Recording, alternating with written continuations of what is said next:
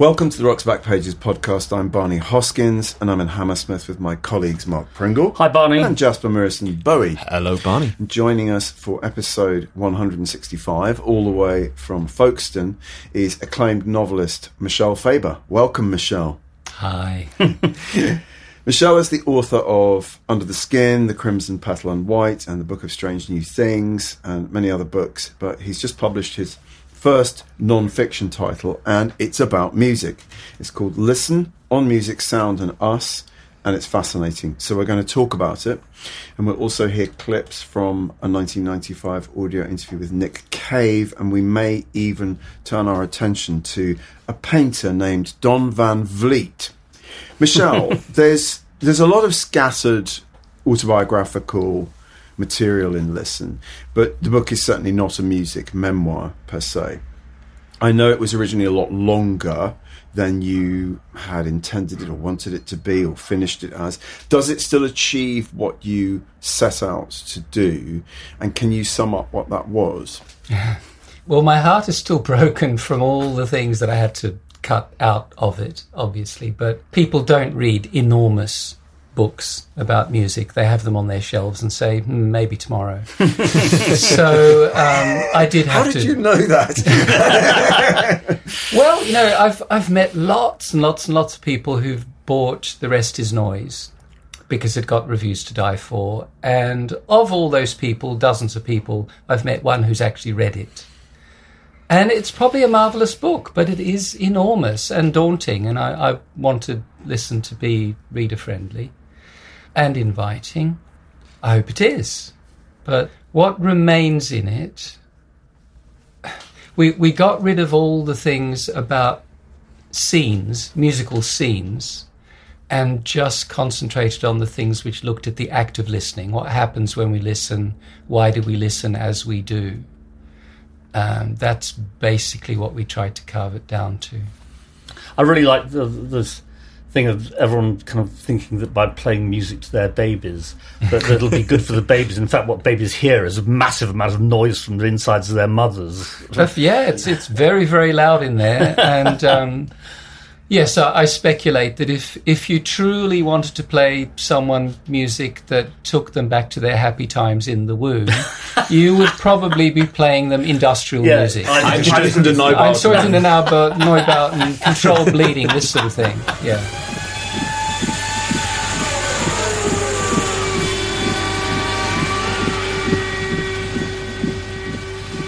Fantastic. In the book, you come at music from many different angles. I mean, I've listed a few of them here randomly, really.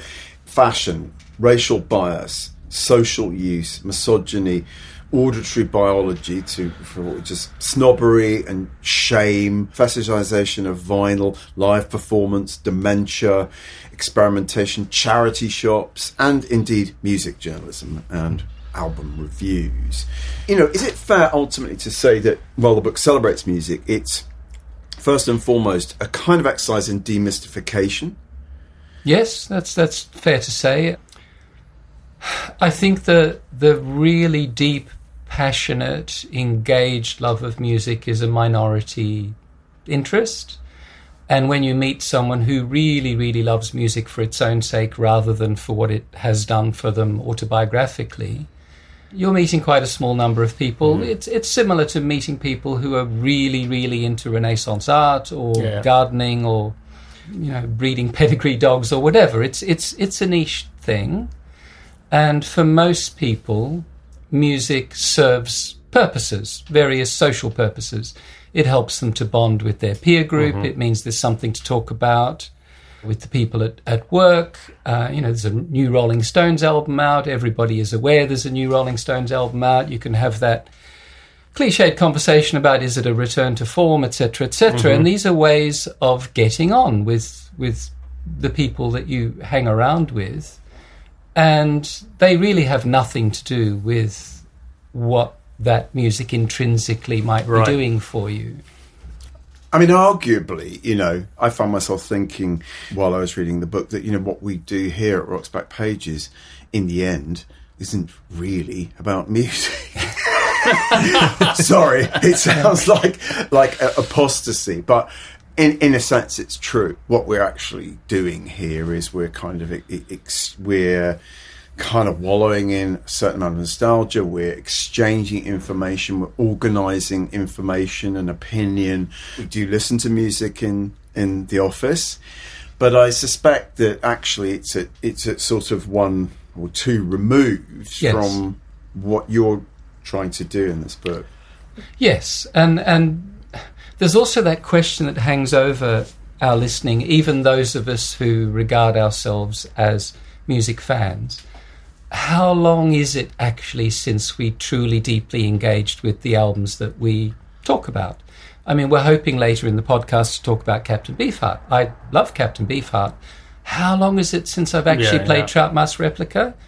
I would probably say maybe 8 years. If I was quizzed about it and someone showed me evidence, who knows? It might be 10 years, 12. How long? Also, I mean, this is increasing because streaming services means we actually approach music in an entirely different way. Yes. You just pick and choose now. I mean, I can't speak for, let's say, the younger demographic who've really got into vinyl in a big way and so on and so forth, and whether they sort of fetishize albums in the way that we used to.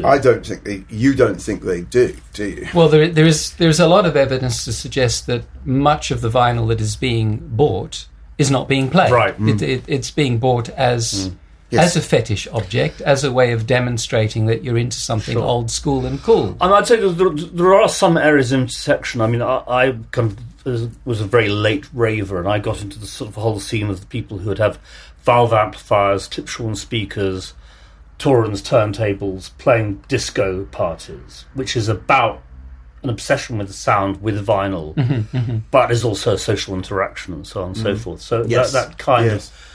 I had a fascinating experience, funnily enough, in this regard last week when I got home and I felt absolutely exhausted. I was just wiped out and fit for nothing, not even watching television to distract myself. And I plonked myself down in an armchair and just started listening to one of my interminable playlists of tracks I love on my phone. Yes. And I just sat there and I was too tired to move. And I just started getting, even just on an iPhone, just getting into the music in a way that was absolutely rapturous. And it sort of crescendoed for me it's a random thing and on shuffle, and it got to Sad But True by Metallica. And for about 5 minutes, I was in music. I was in heaven. I was in absolute heaven. I was just completely lost in this piece of music.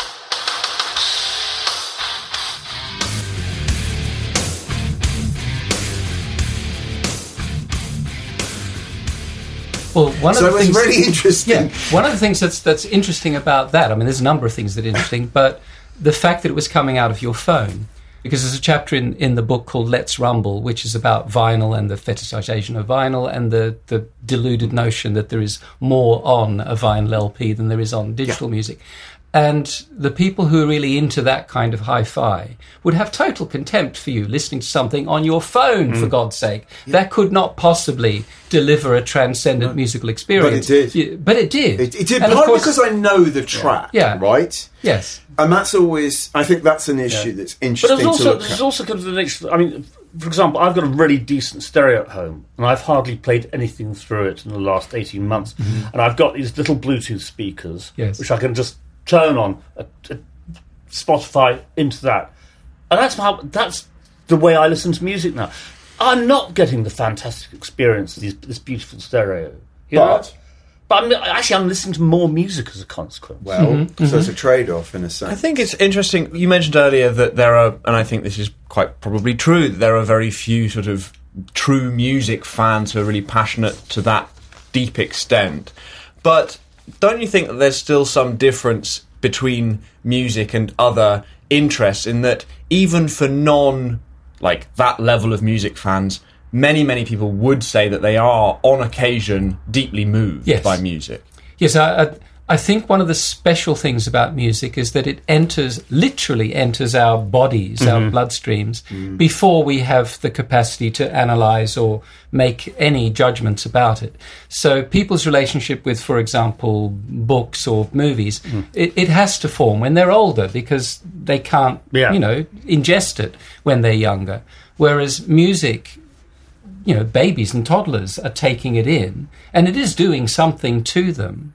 It's a bit mysterious what that is, but that relationship is non-consensual, if you like, because the music will go into the body and do that thing, and in some cases will create a very deep and passionate love in people who, if they had been older and given the choice as to whether they would like that thing or not, might not have chosen to like it, but it's there. Yes.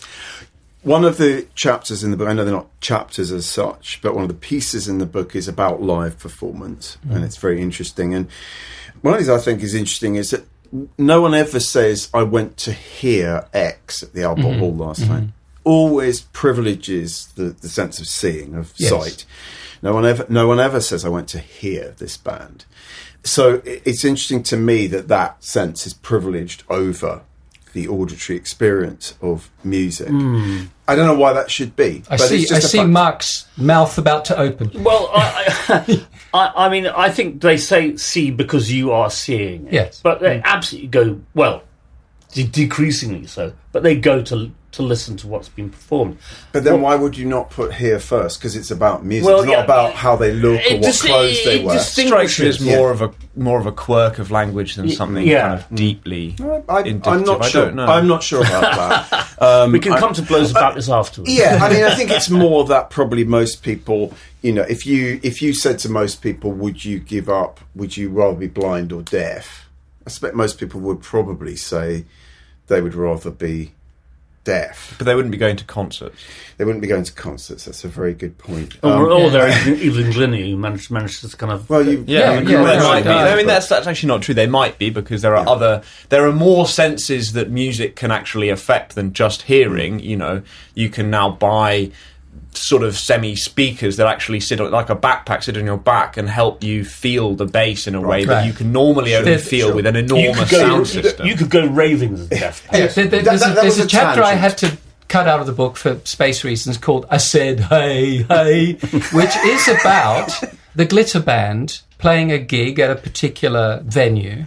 And they are really struggling to engage the audience. They try every trick in the book, come on girls, let's hear you sing, etc. Everyone's completely ignoring them. And at the end of this clip, you are told that this is in fact a club for the deaf. And that's why these people are reading magazines rather than, listening to the Glitter Band. No one had told the Glitter Band this. And one of the things that illustrates is that in a venue, there's lots of things going on. People are going there for a number of reasons. They're hanging out with their kind. They're having a social experience, and it may not actually be totally necessary that they hear the music. Unfortunately, this has actually become a thing now. I mean, where I basically stopped going to see popish groups. My thing is R&B and so on and so forth, because you can't hear the band for the audience talking through the show. So actually it's become all about the experience of the night out rather than about the experience of actually listening to music. Yes. So, I think there's interesting discussion to be had there, and it kind of goes back to something you said earlier, which is the enjoyment of music for music's sake, or the enjoyment of music for background's sake, or nostalgia's sake, or whatever, raises this topic of like, well, is there such a thing as a higher order pleasure, or that's sort of more valid and more genuine in some way, or is it a sort of level playing field and actually listening to music for a purpose is sort of fine? Well, of course, historically, we're in this weird little tiny blip historically where we have recorded music and we can return to it. It's not an evanescent experience. And of course, for most of human history, music very much had various purposes. There's no way that you would have music purely for some aesthetic thrill. That would have been a bizarre concept. But I love that concept. I'm not dissing it. And that was a sort of 18th century invention. Yeah. Music for pleasure. Well, I mean, folk music's historically, I would say, even if let's say they're ritual based or whatever Yes. it might be, because you touch on this in the book, but I would say that is still a form of communal pleasure. It's not necessarily, I mean, it's pleasure via music nevertheless, isn't it? Sure. Yeah. I mean, folk is passing on various tribal experiences. Storytelling and so on. But yes, that doesn't mean... Or a that drum circle, for example. Yeah, you know, yeah. that's something or- where or- people are participating in. Yeah. Maybe it's a ritual, maybe it has Well, there's the songs that sociological, slaves religious sang while they were connotations. forced to work. Yes. Yeah. So what was the use, what was the purpose of that? It was to make it less But also, horrible. you for can't them. deny the pleasure people got from church music. Yeah, absolutely. You know, Yeah, which yeah. was functional, but Yes. also Right. was That's kind of beautiful, what I'm you saying, know. is that actually, you know, you can still have pleasure via music, Yeah, even if sure. it has an ultimate Indeed. purpose. If it didn't give you pleasure, then people wouldn't use it. Michel, we've got very few pieces by you on Rock's Back Pages, but one of them that we're going to feature on the current homepage is your review of David Byrne's How Music Works, which came out in 2012. And it made me wonder whether, you know, how many other books like that sort of set the scene or got you thinking about writing your own book about how music works. Well, David Byrne's book's a really good book, but one of the dynamics in it that it shares with a lot of music books is this sort of notion that if the reader took a page out of the author's book, they would improve their taste. You know, if they made up a playlist of the things that author values, then they'd get an upgrade in their Cultural upgrade. and yeah, I very much wanted to avoid that in this book and give very little away about what I like, because it's really about what you like and why you like it, and why it's okay to like it, even if it's considered uncool and Even so if on. it's Nana Mouskouri. Well, she's a lovely singer, and Yeah. it's interesting that someone who had such a fine voice and who sold 350 million records, the highest selling female singer, should be so invisible, so excluded from the conversation when people talk about music and about female singers in particular. Till the white rose blooms again, you must leave me. And that leads us into areas of class, perhaps. The idea that things that are appreciated by working class people or lower middle class people are somehow cruder or less have less merit than things that are appreciated by more educated or whatever you call it, higher class people. And that's a very interesting area And the of sadness discussion. of the fact that all 350 million of those Nana Mouskouri albums are now in charity shops.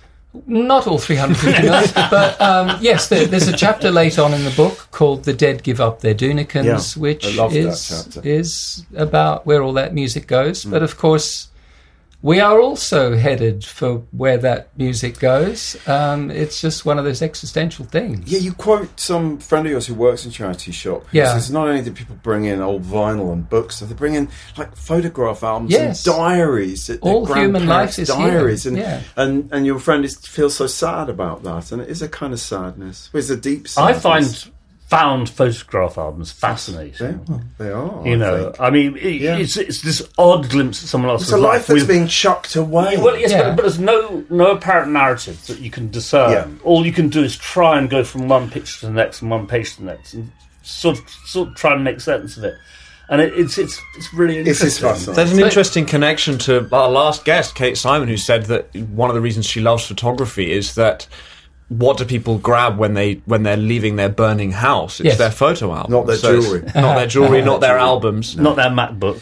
I'm sure Donald Trump wouldn't take the photographs. No, he can't even remember the name of his first wife. I don't think. But, you know, charity shop donations are a bit like those photograph Yeah. albums, because you're looking at this Simple Minds album and you realise that fulfilled a function in someone's life once. That was doing something for them, which clearly it no longer is. Yeah, exactly.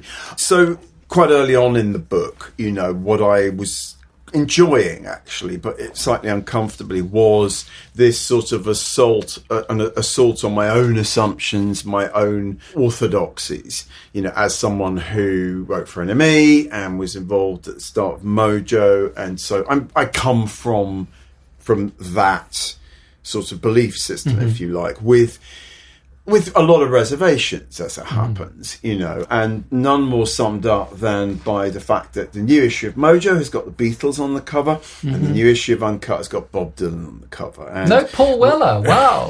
Well, thank God no Paul Weller. I can just about stomach the other two. But I do, there's something weirdly stuck about these publications that, you know, when do you, I think maybe they put Aretha on, you know, one black woman on the cover when Aretha died, and that was probably it in the entire lifespan of those magazines, right?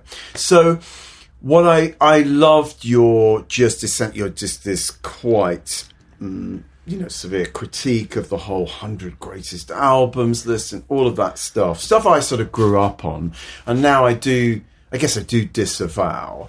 Do you think this will be... It's very comforting to comforting, feel that you're part of a group who, you know, broadly agree on what are the best things ever made, and you can have this interesting little peripheral discussion about, no, I think number 42, you know, that should be higher, etc.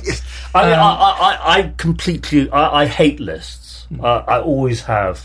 You know, every now and again you see one which is actually kind of, you know, someone posted on Facebook the NME's choice of the top records of 1981, and it was just a fantastic list because so much great music was made in 1981. But generally, I hate lists. Always have hated lists. The received wisdoms, and there's that, you know, chapter where you talk to a number of people of colour about Pet Sounds, about Revolver, and I found that very interesting. They are what I found interesting about those conversations with those people of colour is how generous-spirited they were about their exclusion and the appropriation of music that, you know, comes from their heritage.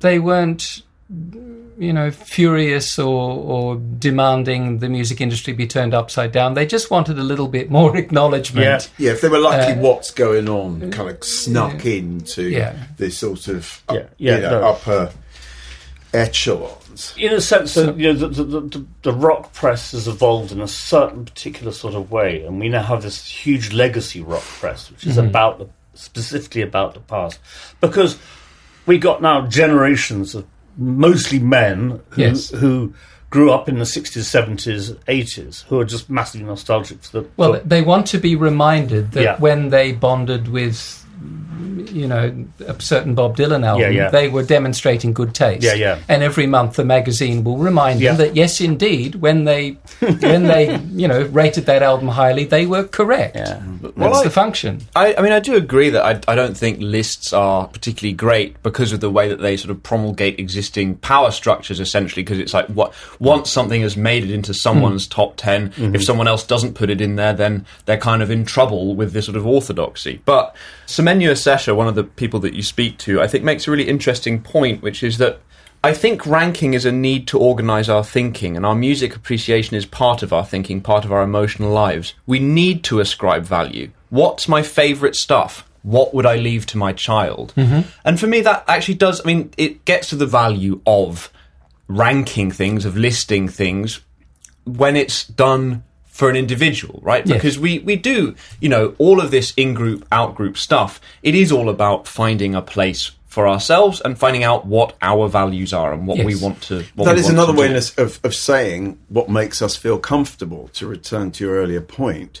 And therefore I found the chapter about uncomfortable music, the siren call of horrible din, which we are extracting from, you know, very, very interesting in that point. You know, that you talk about this... We're slowly inching towards Captain Beefheart here, in a very elegant manner. Slowly, incrementally towards...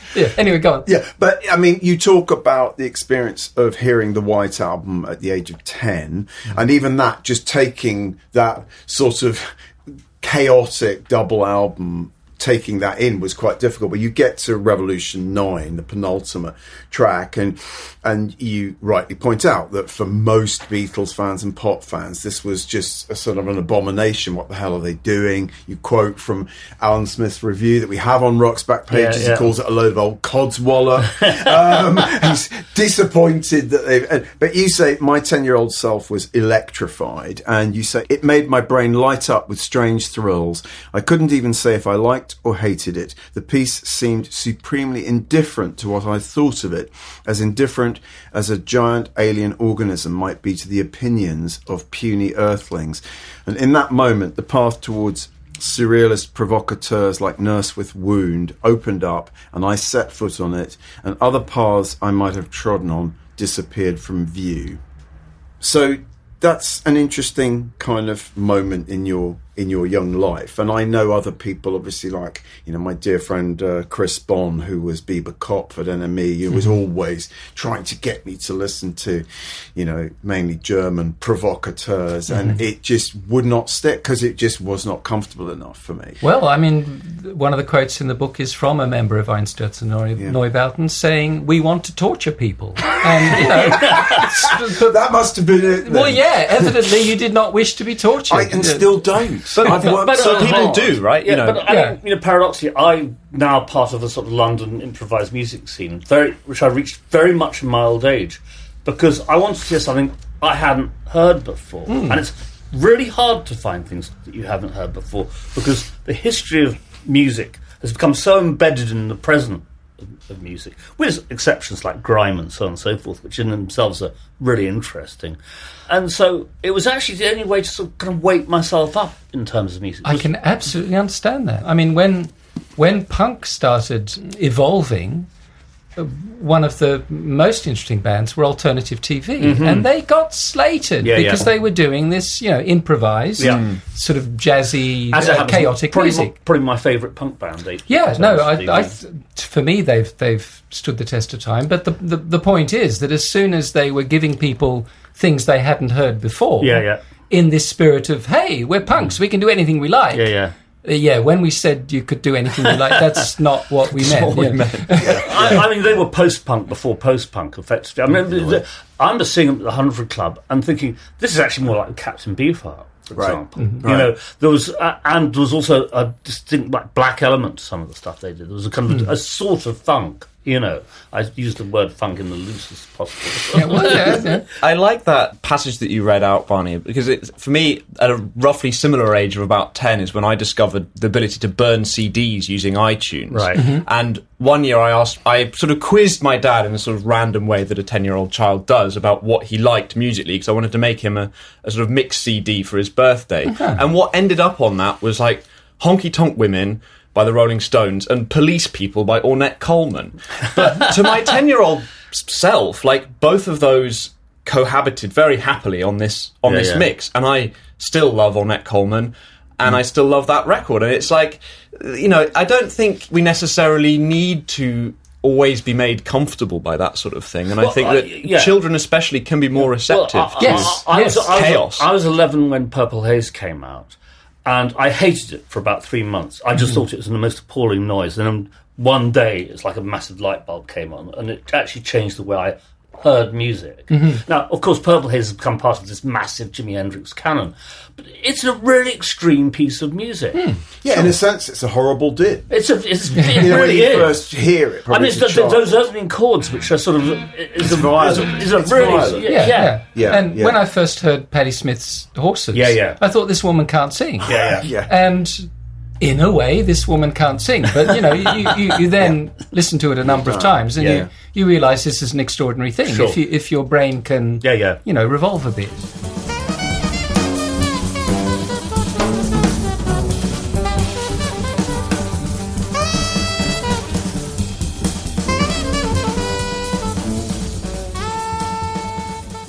If we're talking about, you know, sonic violence and horrible dins, this sort of shades into, you know, your chapter about tinnitus, which I suffer from quite badly as well in this here particularly. And you talk about, I'll just read, it's The Force of the Blow from Michel Faber's book Listen, and this is how it starts. This is not how the chapter starts, I beg your pardon, but this section starts. I remember a tranquil sunny afternoon, the 10th of June, 1983, in my old Melbourne neighbourhood, the seaside suburb of St Kilda, to be exact, a decade or so before it gentrified. Lots of kebab shops, pawn shops, souvlaki joints, pornographic bookstores, brothels, and the Seaview Ballroom, where I had seen the birthday party the night before. It had been the band's last ever gig, although I didn't know that at the time. All I knew was that when I woke up the next morning, I was deaf. And you were deaf for about 48 hours, quite sort of profoundly deaf, weren't you? Unfortunately, that didn't last forever, but then tinnitus ever since. I got better, and then I got tinnitus many years later. Okay, many years later, right. Yeah. Okay. I don't know whether I damaged my ears in those years. Right. Who knows? I mean, we do these extraordinarily unwise things with our body when we're younger. I mean, Nick Coleman, our friend Nick Coleman, music journalist, is now almost profoundly deaf, and he wrote a book about it, The Train in the Night, which is just what he hears. My friend Kev Hopper is a bass player in a band called Stump, who's now got sort of pretty severe stuff. I had an attack of Meniere's syndrome about a year ago, and I'm now pretty deaf in my right ear and have very, very loud tinnitus. Is that a consequence of being this close to the function one speakers at a rave? Quite really possibly. Then also it could just be a neural thing. Yes. It could be. And Jasper said earlier, some people do enjoy being tortured, and there's those people who crawl inside Black Sabbath's, bass speakers and say, more pain, more pain. I got pushed into a PA column at Johnny Winter and show at the Royal Albert Hall in 1971, and I couldn't pushed by a very boisterous, by Albert Hall standards. Not by crowd. one person who thought you belonged. No, it's just I was something like this. There. Yes. And I couldn't hear anything for about 3 days. Yeah. Wear earplugs, folks. Wear earplugs. Well, the sound isn't as good. Well, I mean, this is one of the things I cover in my book, that in late capitalism, which specialises in selling us extra stuff that we don't need, we have this extraordinary situation where we have amazing PA systems that pump out music at a level that we cannot cope with. So they therefore sell us very expensive earplugs. All they really need to do is turn the music down. Would be a cheaper option. The other thing is that the PA system's better, but the sound men are much worse. Right. I mean, what most you go and see a band these days, they get the kick drum as good as they can and then just chuck everything over the top. Actually, it was interesting. I saw Little Sims over the weekend at Ali Pali. The wonderful Little Sims. I mean, she was absolutely phenomenal. She is an incredible performer and an incredible musician. The sound was good, and it wasn't too loud. We noticed afterwards.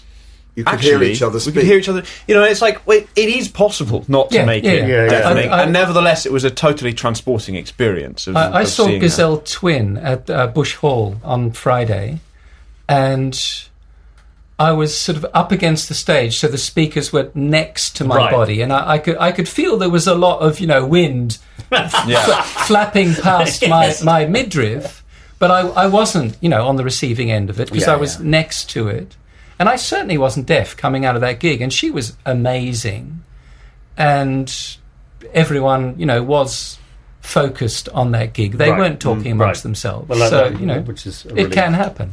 If we go back to the birthday party, who evidently were playing too loud on the 10th of June 1983, I had seen them play at the Roxy in West Hollywood not long before that, so I don't know how many gigs they played in that period of time before they fell apart, but they'd sort of, rather as you described, they'd sort of lost the solidarity there, and they were dying, one felt a bit.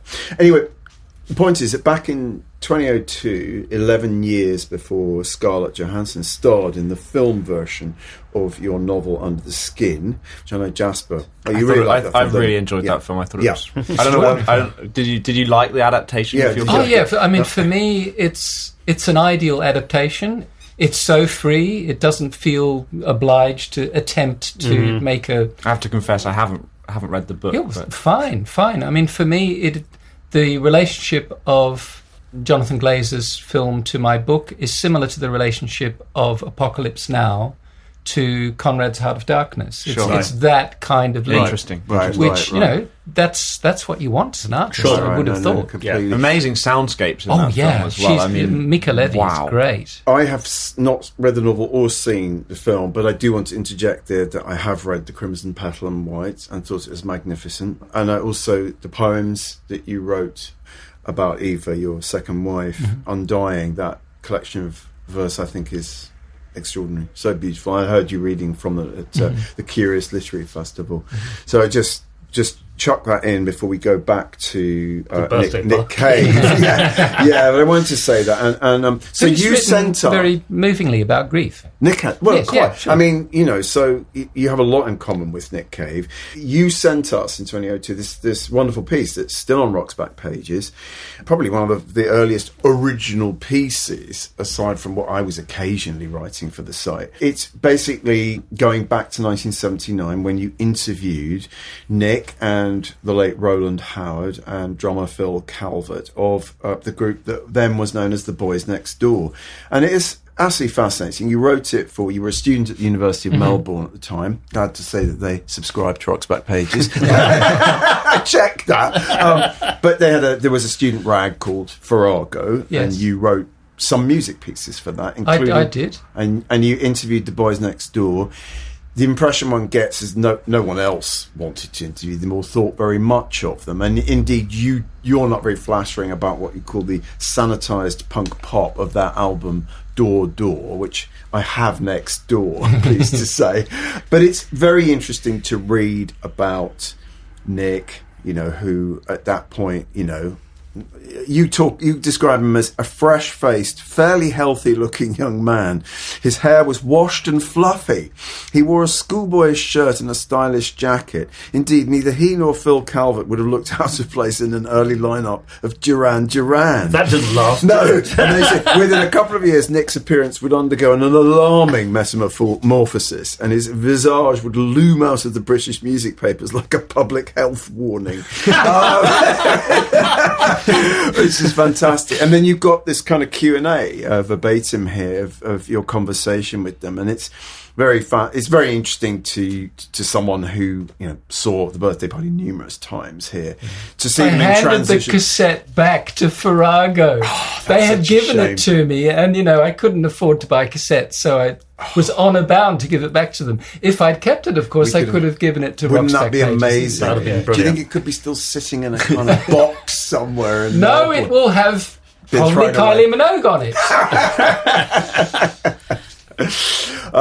But it's a marvellous piece, and you talk about this experience you have when I think Under the Skin is obviously being published in Czech or something, and you're in a bookstore in Bratislava, am I right? And Yes. your book is there, and you see Nick's novel, which I'm guessing is And the Ass or and the the Angel. Ass or the Angel, Yeah. that one, and it sort of hits you as a sort of extraordinary moment that you're both now novelists. You know, all these years later, 22 years later. Yeah. And I reviewed the death of Bunny Munro for The Guardian. Okay, there you go. I mean, he's a proper novelist. He should do a few more. I think you're a better novelist than Nick Cave, but we won't have that conversation now. Partly this is a way of queuing up the week's new audio interview. So it's a like how far Nick had come from the fluffy-haired Duran Duran lookalike of 1979. Mark, tell us about it. It's Andy Gill interviewing him in 1995 about the Murder Ballads album. Well, we must listen to the very first clip. Let's listen to this.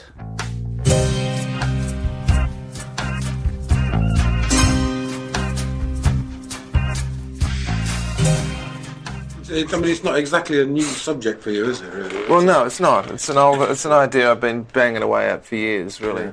And hopefully, it's something of kind of cleaning up the house, and hopefully, you know, but with this record, it will be the closing of a chapter in my creative life, and that is of the murder ballad. Yeah.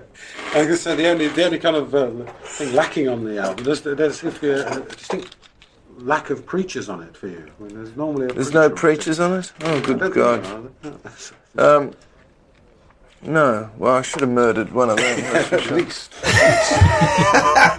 Well, so, anyone who thinks Nick doesn't have a sense of humour, I think that It's a very refutes Australian that. sense of humour, and lots of people miss it. But yeah, it's definitely there. Isn't it just? Yeah. I mean, I've actually written a little bit about this because when I spent a lot of time with the birthday party, and I found it very difficult to plug into their mode of humour within the group, and it's very dark and mordant. It's not cheery, is it? So, he talks about one song triggering this off, a song called O'Malley's Bar. Writing that really sort of gave him the idea of continuing the theme and working on with it. The attraction of murder ballads and the narrative that's contained in them. Very fast recording process, basically mostly cut live, some of the songs cut. He was writing them with the band in the studio, cutting them within 15-20 minutes, some of them. I have to admit, I think it sounds a bit like that, but that's another issue. Andy asked him, have you been tempted to murder anyone himself? And Nick said no, but he's aware that he does have anger. He has, and of course we've got on the site the interview with Jack Barron did with him, where he basically he tries to beat Jack Barron up and can kick him into a harbour. I think it's he's definitely got a bit. We also have the audio interview in which he tells Matt Snow that he is the inspiration for the song Scum. Yeah, no, and he's reading out the lyrics. Yeah, Matt's going. No, Matt, it's not about music journalists. It's about you. That is absolutely fantastic. I know a female journalist who's convinced that Scum is about her. So Antonella. Yes. Well, I think it was also about her because she wrote, she wrote a few rather brilliant and very irreverent pieces for Zigzag magazine. One was about Morrissey, which infuriated him, and the one about Nick was equally infuriating to Nick Cave. And it was part of how she became a kind of Australian Bette Noire, I think. But fascinating stuff. Is that like Bette Davis? Yeah, or darker. Kate Simon being referred to as Bet by David Bowie in the last episode. He talks about the pleasure of writing about violence, his take on the Stagger Lee story, and then we'll listen to the next clip. He talks about duetting with Kylie Minogue. They call me the wild rose, but my name was Eliza Day. You only have to listen to the song to see that it was a marriage made in heaven, really, in terms of... I think it was, to me, a kind of perfect coupling of voices and characters and so on. I'm immensely proud of that little sort of episode in my creative life.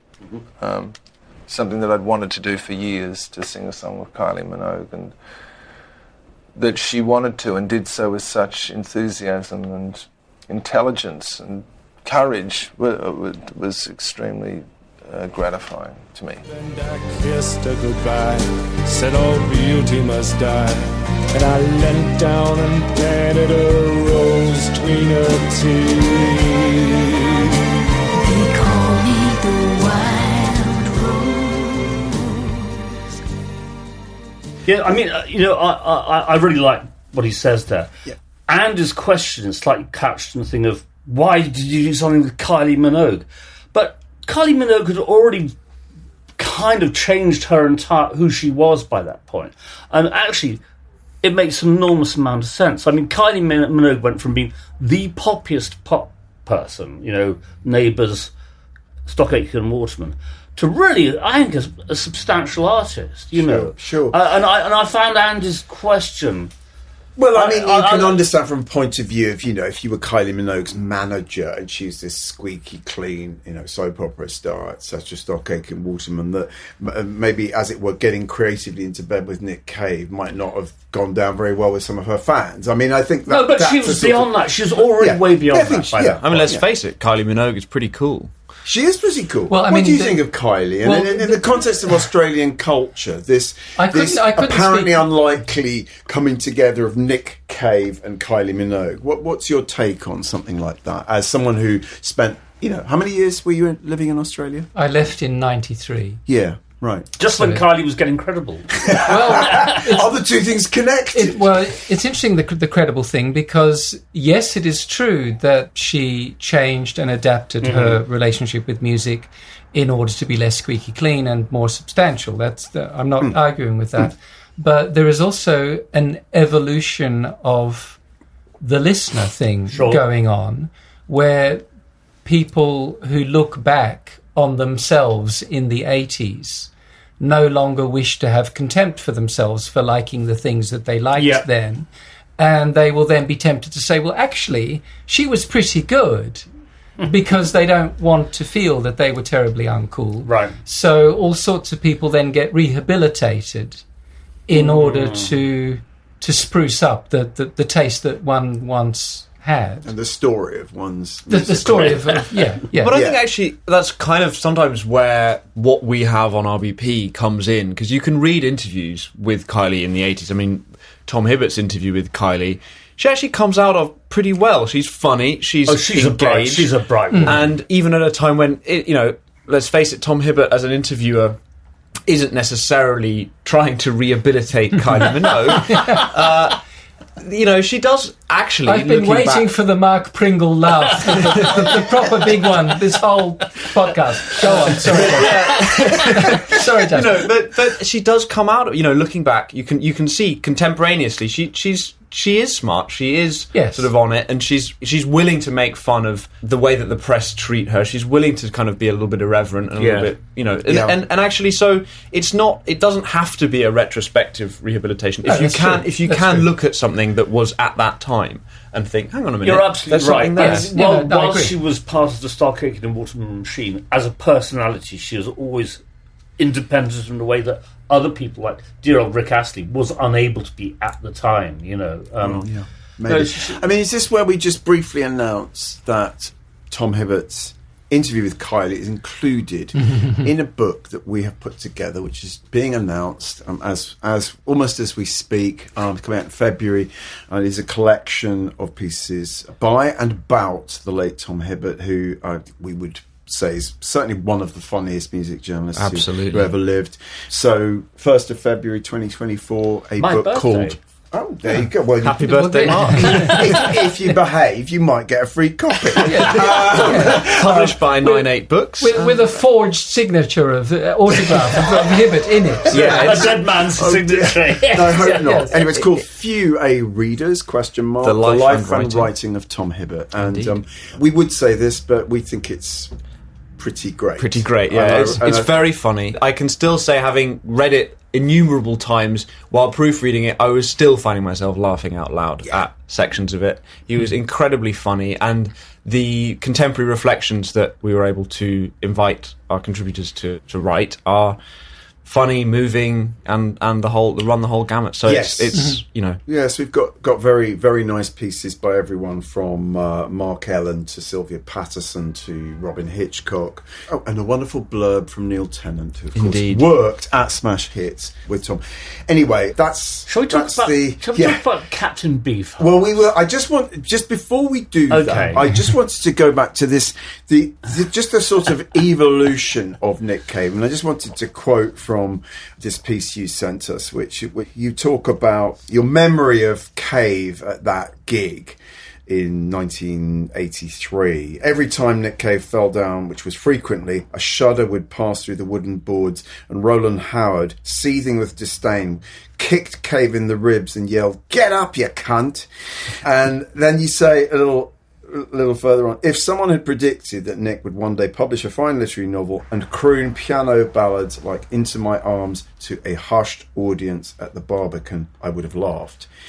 And, that chimes very much with my own experience, because I saw Nick at his absolute worst, and he was not someone who was likely, as far as I could see, to live much beyond 1990, let alone be performing at the Barbican and having a South Bank show dedicated to him.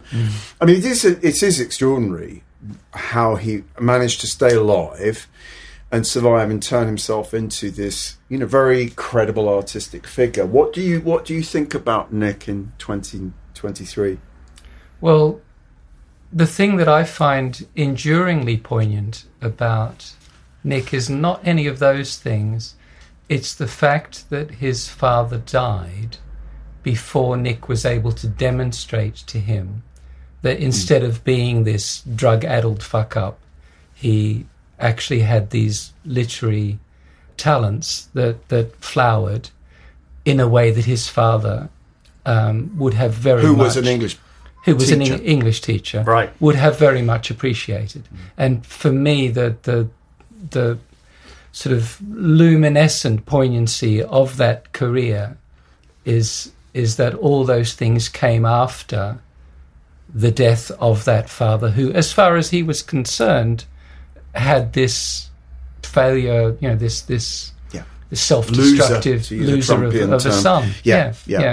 Have you read Mark Mordew's book, Boy on Fire? I have not. It's very, very good about Nick's early life and the way that his father's death, in a sense, has been a real driver for his, fanatical work ethic, if you like. Yeah, it's very, very good. Into my arms, oh Lord, into my arms, oh Lord, into my arms, oh Lord. So just we're going to make a little lateral move here. When I was writing about the birthday party and you were cognizant of them and seeing them, they were reinventing themselves as they'd been this kind of new wave fluffy haired band, and before you know it, they're the first birthday party. The Boys Next Door morph into the birthday party. The Hee Haw sort of EP type thing comes out, and then my first awareness was Prayers on Fire. In fact, it was Andy Gill writing about the birthday party in NME. That was my introduction to them. I thought they sound really interesting. And then before you know it, Release the Bats comes over. I mean, I'm starting to see them, and one of the things that I remember talking to them about when I did a story on them was Captain Beefheart. Clearly they were influenced by Iggy and the Stooges. Clearly they were influenced to some degree by Pere Ubu, even maybe Throbbing Gristle, who knows. But there was something about Prayers on Fire, something like Zoo Music Girl, the first track, which made me think about the Magic Band.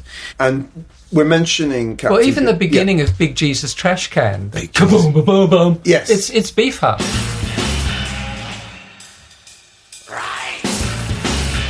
Yes, yeah. I mean, they were thrilling live. I'm not sure it ever translated quite so effectively to record. But since we're talking about Beefheart, I got a press release a couple of weeks ago about a private view at the Michael Werner Gallery on 22 Upper Brook Street, London W1. That's about as posh as it gets in London. And it's an exhibition called Don Van Vliet, Standing on One Hand. And it is paintings by the man we know more familiarly as Captain Beefheart from the 1980s and 90s. And Mark, I mean, the point about Beefheart is that he never made a lot of money as a musician, but as a painter, he became very successful. Well, I mean, he's that very rare thing, a rock musician who became a genuinely good painter, really terrific painter. I mean, there's so many, let's leaving Ronwood aside, and let's leave Ronwood well aside. I mean, Joni Mitchell has sort of reinvented herself as a painter. I think she's deeply... Not a very good painter. Deeply indifferent. Ronwood is an appalling painter. Bob Dylan, the same. Bob Dylan. Just ghastly stuff. Very, very indifferent. Chrissie Hynde, one point I saw a documentary where she says that it's all about painting now. And you just look at her work and think, oh my God, what shit is this? Kevin Coyne got a really big reputation as a painter in Germany. He was definitely it more doesn't do it interesting for me, but it's there was something there. But there was certainly something there. In a way, as a personality, he was always that sort of person all along, even as a singer. Beefheart. I mean, after he finally retired, he sort of came and went. We were just talking about this earlier. But in the 80s, he basically went out to the desert outside Los Angeles, basically where he came from. What's really interesting is in one of the pieces we're featuring in the featured artist panel on the homepage is Gary Lucas, guitarist and indeed RBP contributor, did an interview in May 1973 for Zoo World, and he, even at this point, he talks about the thousands of poems, paintings that litter his Beefheart's home in Eureka, California. Right. So, I mean, already at that point. Yeah. No, I mean, the real thing, I mean, an extraordinary musician, sort of, band leader, creator, but who had a second act, which was substantial. It's fantastic. Yeah. I just want to say that two musicians in the sort of avant-garde industrial area, though they wouldn't accept that term, David Tibet and Stephen Stapleton, both extraordinary visual artists. Right. Amazing visual artists. Yes. I mean, it's not entirely surprising in that the link between art school and areas of rock and roll goes right back to the early 60s. And the two mediums have rubbed along side by side, and so on. Peter Blake's involved in things like the Sgt. Pepper cover and all that. Some people must have come out of this and be able to do that. But most of the ones that we know of are just ghastly. I mean, Beefheart is one of those, from a musical point of view, is one of those sort of cult figures that's always celebrated in magazines like Jasper, MOJO. what does it mean to you? Because we've got two guys of a certain generation here extolling the virtues of Captain Beefheart. I find it interesting musically. Trout Mask Replica. I find him as a character, as a sort of in the firmament of that space. Beefheart, Zappa. That's an interesting set of stories to me. Is it something that I hugely identify with, or is it sort of a foundational part of my own personal musical pantheon, if you like? No, not really. Yeah. But that doesn't mean that it's not of interest. I don't think anyone's obliged to like anything. And that's one of the things that pisses me off, going back to what we were talking about earlier, the MOJO-fication of things, is the idea that you're actually obliged to like X and Y and Z. As it happens, Spotlight Kid was my introduction to Captain Beefheart, and I still don't really get on terribly well with Trout Mask Replica, which everyone hails as his great masterpiece. But it is very Marmite.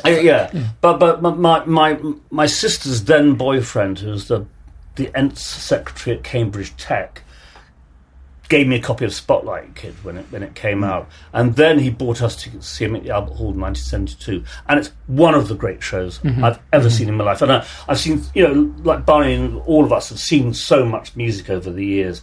So much of which I've completely forgotten, or was just but some gigs really stand out. I can still see that show in my head. The ballet dancer coming on at the beginning, and then the bass and drums, sort of the bass guitar solo, and John, because the middle orchestra, east or west seats, which are slightly behind the stage at the Albert Hall, which is actually a really nice place to sit because you're kind of watching the band, watching the audience, and John Peel scuttling around because he was a big Beefheart man, and it was just fantastic. Winged fingering, not touching his guitar until Alison Blunderland, where he just walked up to his amp, turned up 2 volume controls up to full, played that song, which is his big solo on Spotlight Kid, and then turn the amps back down again and just rock back and forth. I don't know that I've even necessarily consciously listened to something like Spotlight Kid. So it's Clear for Spot. Those 2 albums, Spotlight Kid and Clear Spot, which is the album afterwards. For me, it's which you can actually get on a CD together. Yeah. Wow. It's a question of making time with anything going back. One has to make time to simply go and listen to these things and form an opinion. I couldn't say with any authority that I have a clear opinion of Captain Beefheart's musical over, because as I said, I don't know that I've listened to Spotlight. One of the implicit or explicit messages of my music book is that music is so huge and we are so small that anyone who tells you or implies that you should be getting to grips with it is asking you to do the impossible. And you can only bond with the things that are around, for you to bond with. It does interest me what makes it into the you must have heard, the classic things that you have to have heard before you die list. What makes it in there and what doesn't. Because there's lots of stuff where it's a total function of where you grew up, who your parents are. Enculturation is what it is. Absolutely. Whilst you went to see Little Sims the other night, and I think that's actually much more interesting in a way.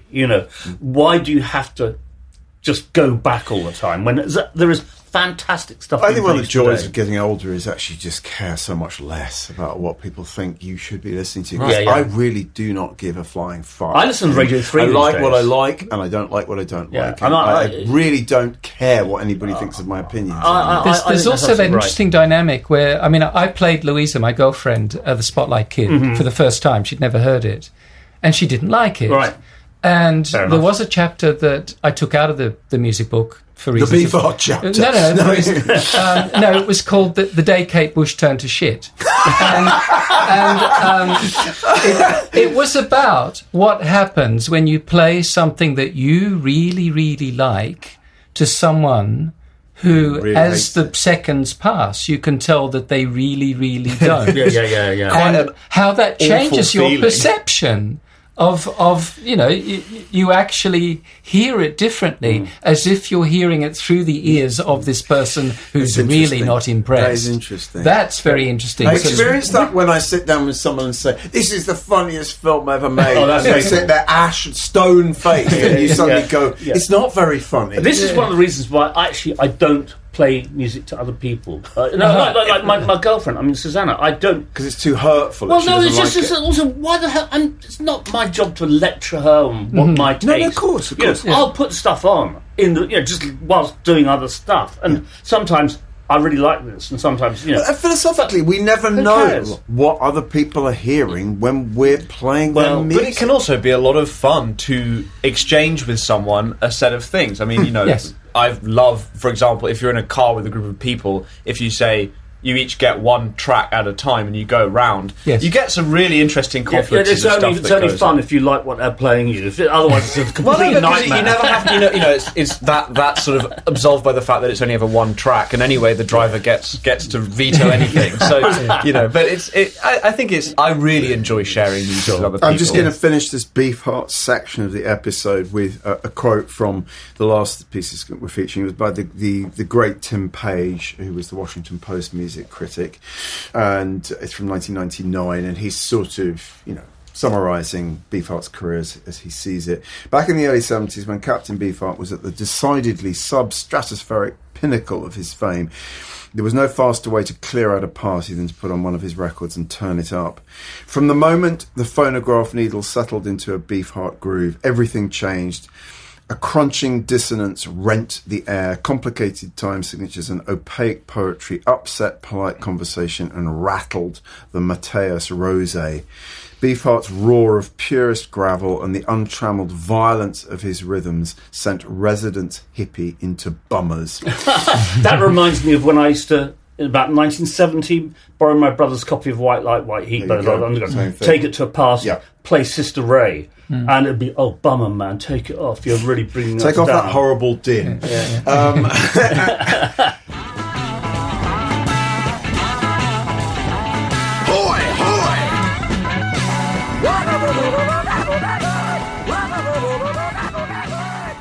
This has been wonderful talking to you about the book. Michel, thank you so much for joining us today. Please just stick around and listen to quotes that Mark's going to read out from pieces that he's added, and just jump in if anything sort of takes your fancy. Mark. Yeah, well, last week, Max Jones interviewing two blues experts, Paul Oliver and trombone-playing Jack Trabb. Chris Barber. About Little Walter, who was about to tour England. And Paul Oliver says, one of the strongest impressions he left me, because he actually saw him in Chicago, saw him live and met him. One of the strongest impressions he left me with was of his toughness. He's quite small, but wiry, and looks as though he could take care of himself. His scarred features contribute to this impression. Little Walter, by all accounts, was a complete bastard. Actually, I was shown a spot where he was killed in the alley behind the Chess Studios when we were in Chicago a few years back. Yeah. He was a mean motherfucker. He was a mean motherfucker, but My Baby is one of the great blues tunes, without a shadow of a doubt. Mike Oberman in the Evening Star, Washington, D.C. paper in 1968, interviewing Joni Mitchell. She says, as a child, I thought cities were beautiful. I judged them by their neon. Then, in New York, I found that cities are really vulgar. I saw the dirt of the city. I found they were plastic and there was always a rush for the dollar. Now I'm ruralising myself again. I don't like to live in the cities. I owe it to myself to live where there's greenery. Well, and she's already ensconced in Laurel Canyon. She at that absolutely point, is. isn't she? Yeah. This is great. We got David Marsh's 1970 big Cream feature on the Stooges. And there's an extensive interview with Iggy Pop in it. And Iggy says, fame and notoriety and money and all those things are attractive, but they're not really as attractive to me as the musical forest in which I live. I'm not going to come out of my musical forest to anybody, because I already know you're just fucked if you do. So I'm just in my musical forest. Musical forest. His musical forest. I quite like that as a Forest. concept, actually. Yeah, well, It's a good album title, Iggy's Musical Forest. It's very interesting is that in this interview, he actually talks about who he will become, oddly. That he's got a very clear idea about what he wants to do and who he wants to be. And that is who he is now. You know, it's really interesting. You're an Iggy fan, Michel? I like Lust for Life and The Idiot and a few things here and there. He is very much part of that worship of the self-destructive rock god. Yeah, without whom no Nick Cave probably, I would say. Yeah. But I have trouble with all that because it then feeds into the whole Kurt Cobain sacrificial lamb thing. Yes. Anyway, big discussion. Iggy's still with us. He is. Against all the odds. Limping very badly, though he is. Is he? Well, Is he now? Yeah, no, he's really destroyed. Because he's just thrown himself around stages and off stages too many times. Talking about kind of extremes, John Morton's in High Fidelity in 1984 interviewing Ornette Coleman, and Ornette says, the only jobs I could get were in bands that read charts, and I'd always get fired from them because of my solos. I remember one night I started playing what I thought Stardust sounded like without playing the melody. Everybody stopped dancing and started looking up and just listening. And that night I got fired. The guy said, give him vanilla, give him vanilla. Fabulous. Sylvia Patterson interviewing Björk in 1996. Björk says, everybody hates British food. And that's what Britpop is to me. Boring and bland and egg and steak and chips and beer. I don't understand beer. It's like drinking wood. It doesn't get you anywhere. I'd rather skip it altogether and do a fucking bottle of cognac and go the whole way. I love that quote because it's exactly how I felt at that time. It's like when someone as extraordinary as Björk is making records, we're expected to take the blue tones seriously. This week, Phil Everly, interviewed by Maureen Cleave in the Evening Standard in 1962, he says, I used to be very mobile. You know, I used to have clothes in Nashville, clothes in my office in Hollywood, clothes at home, and a trunk always packed ready in my car. Now, isn't that mobile? Isn't that sick? Doesn't that sound like a sign of ill health to you? And he says, if I cease to be a success, is my life over? Am I dead? You're right. I'm not dead. I can dig a ditch. This is 1962. I know. You can get a lot of interviews like that. Well, and that's why I love Maureen Cleave. Such a great interview. Sylvester, live at Hammersmith Odeon, 1978, reviewed by David Sigerson. First paragraph. Sylvester, Disco's hermaphrodite darling, delivered one of the best shows in world history last night. I absolutely adore that. And who's to say it isn't true? Well, absolutely. I mean, we love Sylvester and Rock's Back Page. We really do.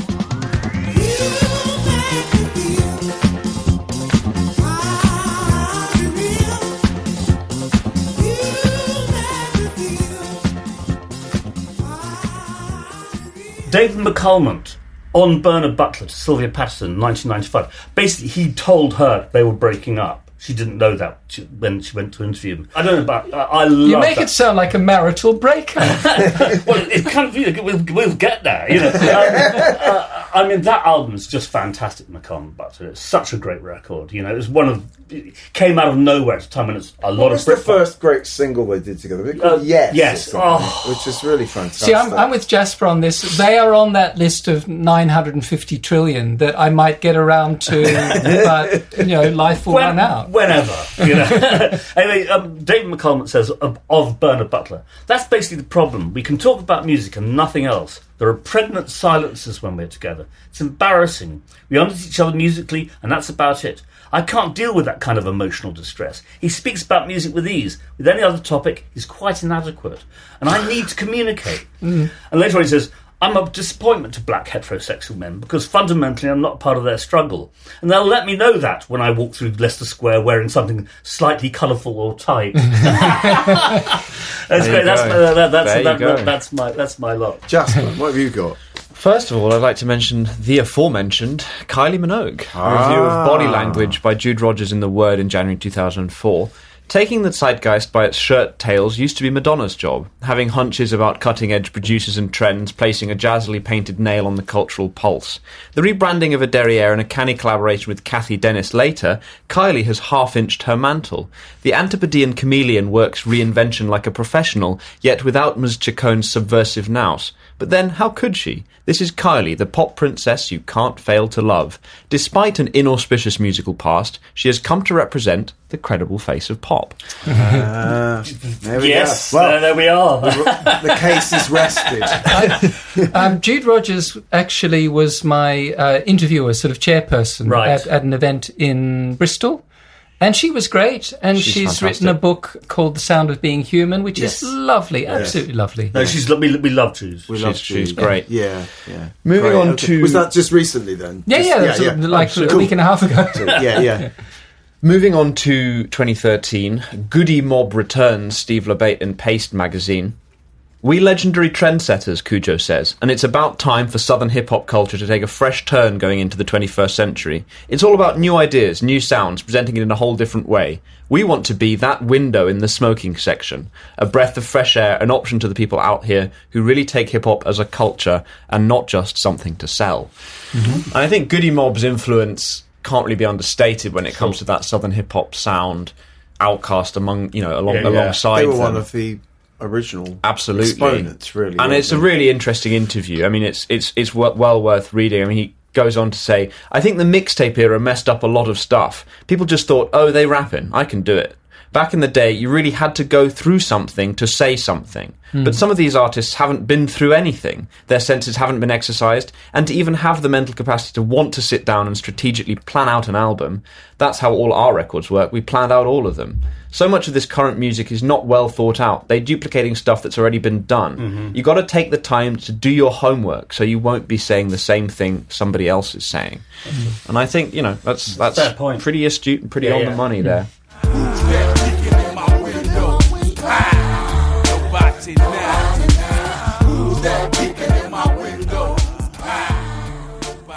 Lastly, I'd like to mention How the Face launched the 21st century, Paul Gorman in GQ, 9th November 2017. And it's an interesting sort of insider piece on the music press, history of the music press and the history of the Face.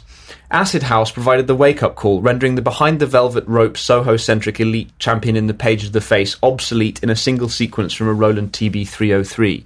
House and Rave's egalitarian inclusiveness had in fact been heralded by the smiley face, which appeared winking from the cover of ID's December 1987 issue. That month's cover star of the Face was the by now utterly mainstream Robert De Niro during his pre-Goodfellas career lull.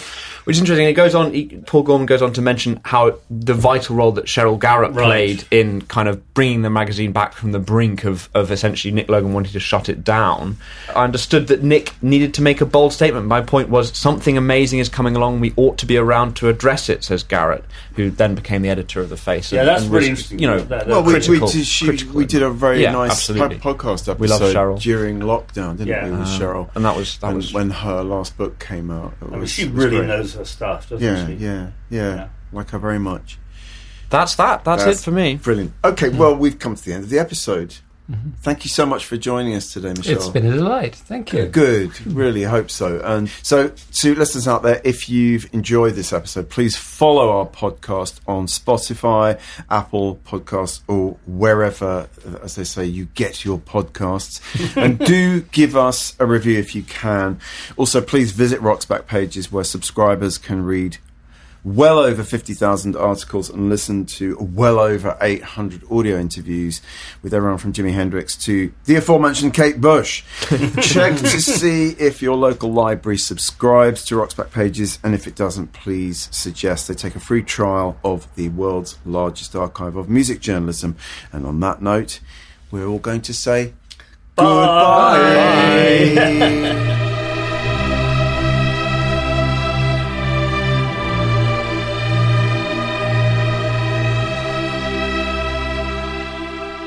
That concludes episode 165 of the Rock's Back Pages podcast. Many thanks to special guest Michel Faber. Listen on Music, Sound and Us is published by Canongate and available now from all good bookshops and also Amazon. The hosts were Barney Hoskins and Mark Pringle, and it was co-hosted and produced by Jasper Murison Bowie. The Rock's Back Pages podcast is part of the Pantheon Podcast Network. You can find thousands of articles, as well as hundreds of full-length audio interviews at rocksbackpages.com.